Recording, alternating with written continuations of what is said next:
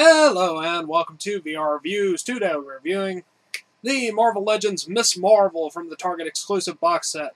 So yes, here we have the second best figure in my opinion from that box set, which is Miss Marvel. Already covered Radioactive Man.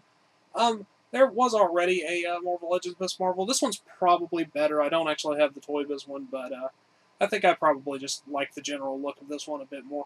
She has a few issues, but they're easily overlooked. So overall, she's fairly decent. Let's go ahead and zoom in for the articulation, sculpt, paint details, all those sorts of things. Alright, starting off with a quick size comparison. Of course, here we have Miss Marvel. Here's our standard Marvel Legends 6-inch Protector and our standard 3 3/4-inch Marvel Universe Wolverine.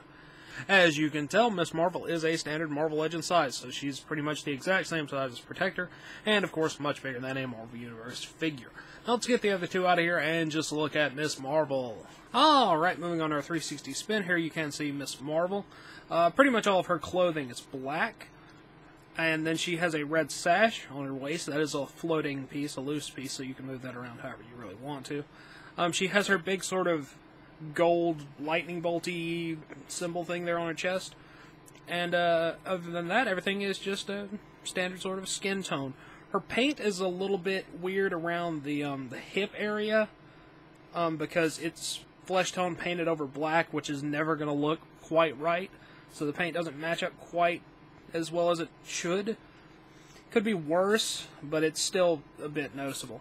Other than that, though, she looks pretty good. No real issues to speak of.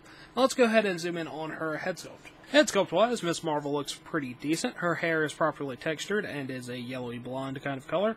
She has on her black mask. Her eyes are painted fairly nicely, and she also has a little bit of sort of color on her lips. She's not unattractive, so she's certainly not the worst Marvel Legends female head sculpt I've ever seen, so there's not really a lot to complain about. Now let's go ahead and zoom out and look at some articulation. Articulation-wise, Miss Marvel's fairly standard female articulation, which is usually worse than male articulation. Sexism, Hasbro. Sexism.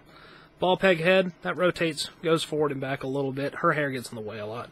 Ball joint shoulders, and an out forward and back. Bicep cut, single joint elbow that also rotates. Hinge and rotation in the wrist. You have the sort of diaphragm ball peg here. That actually moves pretty well for one of those. The hips go out about that much. Always an issue with female hips. They go forward well, though.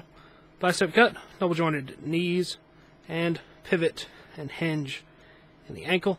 So you can still get her in pretty much any pose you really need to, but it is slightly less than a lot of the male characters have. Miss Marvel comes with no accessories, so let's go ahead and move on to the packaging. Packaging-wise, you get basically your standard new Marvel Legends box, except wider and with more things in it.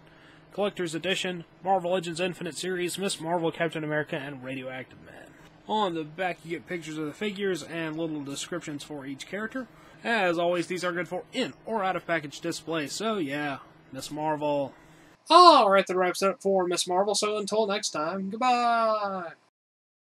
Hello, you've just watched one of my videos. Feel free to like, comment, and subscribe if you enjoyed my videos. If you didn't, run away and never return. Also, feel free to check out my other channels, Venom Raptor for all my variety gaming content, and VR Reviews for reviews of various action figures and collectibles. Thank you, and goodbye.